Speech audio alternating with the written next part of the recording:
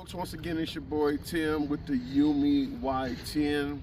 Just want to demonstrate 6'6", 310, 320, depending on what I ate. I'm going to show you the hill climbing capability of this scooter. Dual 1200 watt motors in each wheel, and it's a 52 volt system. So as you can see, the hill behind me is certainly more than 30 degrees, but I'll have my daughter film me going up the hill, and I'll talk to you on the other side.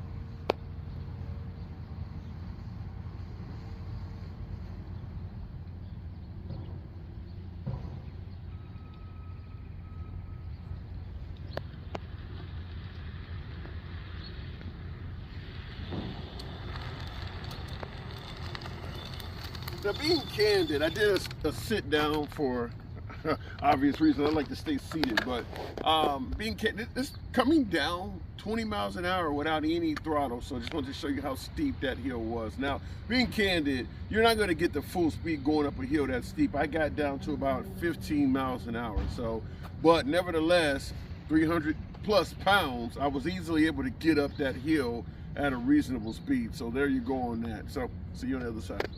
What up, folks? Once again, it's your boy Tim with a genuine big man's review of the Yume Y10 dual motor scooter. 6'6", 310, 315 pounds, depends on what I ate. So we're going to give you a genuine big man's review. For you guys who do follow the channel, behind me I did a review before. This is the Evercross H5. I'm upgrading from that, but there is a big man's review of that also on the page, and I will link that in the description. So this is an upgrade, folks. We're talking dual 1200 watt motor. So you got a 1200 watt motor in both, in each wheel. The battery is 23 amps, 23.8 amps if I'm correct, and it is a 52 volt system. So got a list of pros and cons for you guys who are interested in the Yume Y10. And I did the homework and compared this to both the Varla Eagle 1 and the Apollo Ghost. So I'm going to give you pros and cons on why I ended up with the Yume Y10 as opposed to either the Varla Eagle 1 or the Apollo Ghost. And it's not all price oriented. So for you guys who are probably thinking, well, it's based on price. No, it's more than that. Okay, so I'm gonna give you the cons of this first. Number one, and you're probably gonna get this with no matter any of these sub B scooters. You're talking scooters that are 25 miles an hour or faster. They're all kind of heavy. So one of the cons of this scooter is it is 88 pounds. That's pretty heavy. I mean, it's 88 pounds. Even though I'm a big man and I can lift it, I don't want to if I don't have to. So it is an 88 pound machine. So the next con I'll tell you, and by the way, the Eagle 1 is 77 pounds and the Apollo Ghost is only 64 pounds. But there is a reason why. We'll talk about that. Other than that, from the standpoint of the things that are not favorable, the fenders are made of plastic. So if you can see, that's a plastic fender, and my front fender actually broke off because it's made of plastic. So I don't know if any of these scooters come with metal fenders. However, I don't plan to do too much riding in rain, so broken fender doesn't really concern me much. Otherwise I would have ordered one and replaced it. The next thing I'm not a big fan of is it has strip lights, as you can see, but they do not go the entire length of the base. They don't go the whole length, so I would prefer that. And unless I find something different, when you turn on the headlights, there's no way to turn off the side lights. So that's another issue I have. The other issue is because this is I guess I'd say a budget-friendly premium scooter, the cells are not exactly Samsung, LG, or Panasonic. It has Chinese cells in it. I haven't had any problems with the battery so far, but it doesn't have name brand battery cells. So I'll consider that a con even though I haven't seen any lack of performance out of the cells. And finally, I guess this is somewhat of a con, but the signal lights on this particular scooter, if you can see, I have turn signals, and if I can have them on, you see the turn signal there on the left. They can easily break off, so I'm not a big fan of that. But other than that, I don't really have a lot of cons for this scooter. I think it's a pretty good machine. So I'm going to give you the pros, and there are a substantial amount of them. First off is the speed. It's a pretty fast scooter, even for a 6'6", 300-pound guy like myself. Now, Yume gives you their promise is that it'll do 40 miles an hour. 40 is what they're saying. So you'll get 40 miles of range and 40 miles per hour in speed. Being a big man, you're not going to get either one of those. I can get this scooter on a flat surface up to maybe 31, 32 miles an hour, which is substantial. That's pretty fast. If you've been renting these from the rideshare scooters, or even compared to the Evercross H5 behind me, which will barely do 20 miles an hour, 30 miles an hour is noticeably fast, to the point where you probably need eye gear for bugs and things like that. The next is the range. Like I said, they're promising 40 miles of range as well. I haven't fully range tested it, but I've been all over town, and I will say I can probably get at least 15 miles an hour to 15 miles to 20 miles of range. But that depends on a few things, such as hills. You saw me climb a fairly steep hill there. Also, it depends on the settings. Like this scooter has eco mode. You can ride with just the rear motor on as opposed to both, and all of that will affect range. I enjoy the power of it, so I generally have both motors on the whole time. With both motors on, you're probably looking at close to 15 miles of range. So the range is variable depending on terrain, rider weight, and which setting of the motors you have it on. So, but I do believe the range is certainly a pro. It's a good thing about the scooter. The headlights, as you can see, it actually has really bright headlights.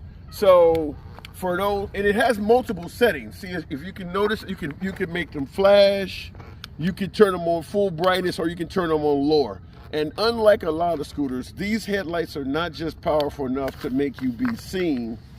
They're not just powerful enough so that you can be seen. You can actually see the road. Those are really bright headlights. In fact, you don't want to blind drivers. I thought they were pretty darn bright when I rode at night, but I don't do a lot of night riding.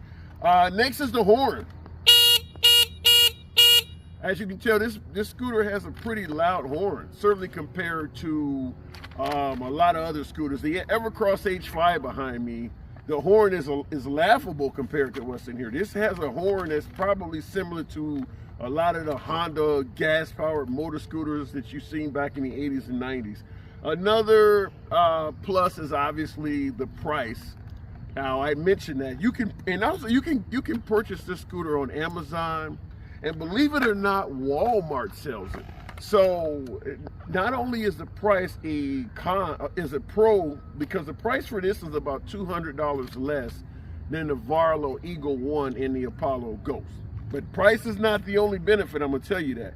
But this is about $200 less. I think these are going for about $13.99 or $14.99. I think about $1,400 is what these are going for. And if I'm correct, the Varlo Eagle 1 and the Apollo Ghost are going between $1,600 and $1,700. So these are cheaper from that aspect. But I'll give you another tip, another secret that I found out. Walmart sells this scooter, and I found out that they had it for even $100, even another $100 less than what Yume was selling it for on their site. So I got this scooter for a cool $1,300.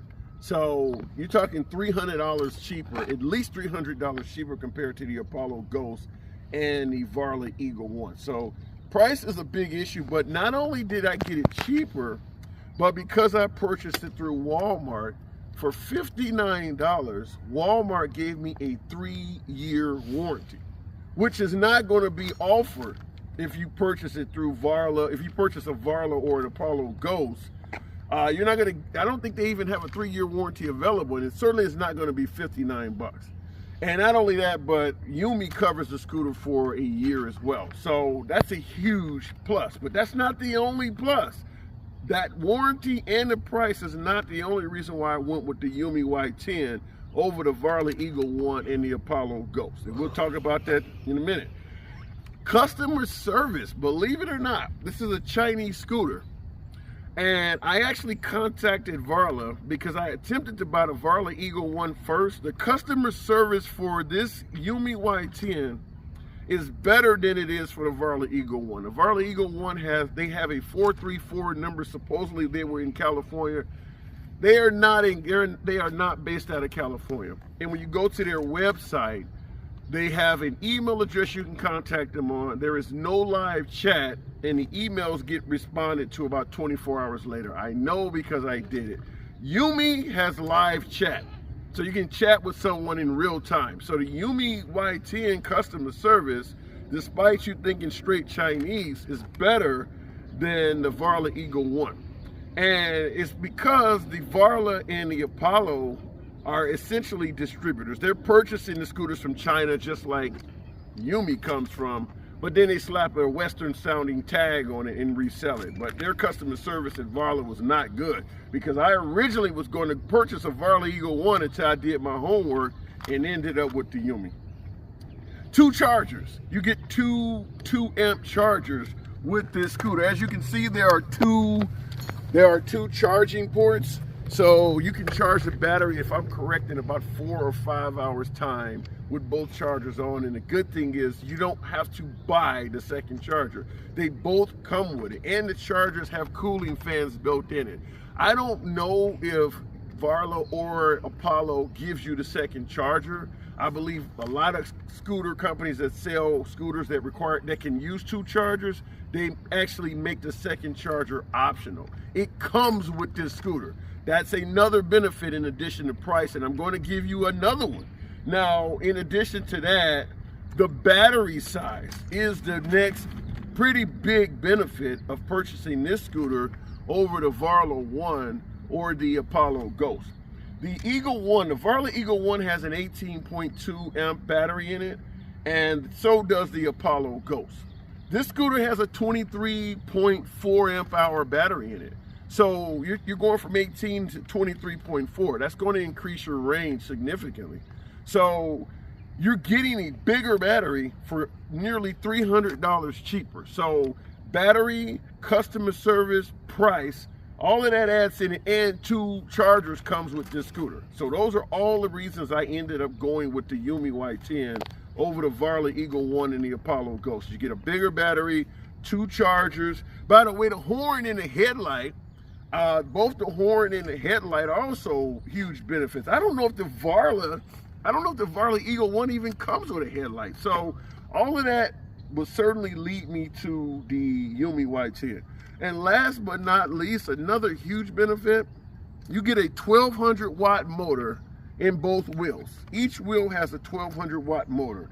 And the Apollo Ghost only has an 800 watt motor in each wheel. So you're talking 400 watts per wheel. That is big in terms of a big guy like myself needing to get up hills. That extra 800 watts of power is going to make a substantial difference when it comes to climbing steep hills or going off-road. So all of that factors in, and you're getting a scooter for $300 cheaper. There's no doubt why I decided to go with the Yume Y10. Now, other than that, the dash is standard. I'm not even going to show you the dash. It's standard. You get a voltmeter, you get the speedometer, and all of that is very similar to what you'll see on both the Varla and the Apollo Ghost. It is a index finger throttle. All of that's very similar to the other scooters. And you even have the dual in eco mode buttons. I believe that's on both the Varla and the Apollo Ghost. So this is certainly in the same class as the Varla Eagle 1 and the Apollo Ghost. You're just getting a hell of a lot more features. So if you're on the fence between the Varla Eagle 1, the Apollo Ghost, and this Yume Y10, let this video be a reason why you made your decision. And last but not least, one other benefit. while it's just on my mind, one other benefit. The shocks on this scooter are better. You got dual front shocks. Dual front shocks, and you also have shocks in the back. As you can see, the spring built into the back, the red spring there, and you got hydraulic shocks in the front. So all of that factors in. I also believe the Apollo Ghost, if I'm correct, comes with mechanical brakes, hydraulic brakes on both wheels. You get hydraulic brakes on both wheels. So there is a host of benefits between this scooter and the Varley Eagle 1 and the Apollo Ghost. So let me know if you got any questions in the comments. As always, I will respond to those in kind. And you'll see my Evercross H5 video in the comments, as well as I did a review on the Electric XP 2.0. Once again, another big man's review on both of those vehicles. So see you guys in the comments. It's your boy Tim, Handsome Liberal. Catch you later.